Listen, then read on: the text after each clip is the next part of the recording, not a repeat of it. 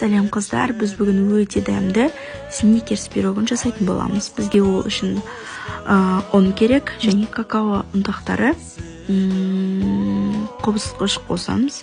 Үшеуін жақсылап араластырып аламыз. Шекке қоя тұрамыз. Енді кезекте бізге бір жұмыртқа, құмшекер және ерітілген сары майымыз. Үшеуін жақсылап араластырамыз. Одан кейін жаңағы ұнтағымызды жайлап салып араластыратын боламыз. Сөйтіп біз қамыр илейміз, жақсылап қолға жабыспайтындай болу керек. Және де егер сәл ұн жетпей жатса, ұн қосып жіберсеңіз де болады. Бірақ көп мөлшерде қоспаңыздар, қыздар.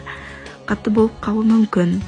Енді кезекте біз илеп алған соң қамырымызды екі бөлікке бөлеміз, бір үлкен және бір кішкентай қылып, оны формаға жайлап саламыз, ал кіші бөлігін шетіне жасап қоямыз. Енді кезекте бізге салмасына вареный сгущенка және орех араластырып, пирогымызды 180 градуста пісіріп аламыз, асықпай 15-20 минуттай.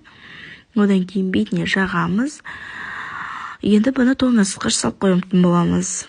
Енді тоңазытқышқа салған уақытта біз енді глазури дайындаймыз.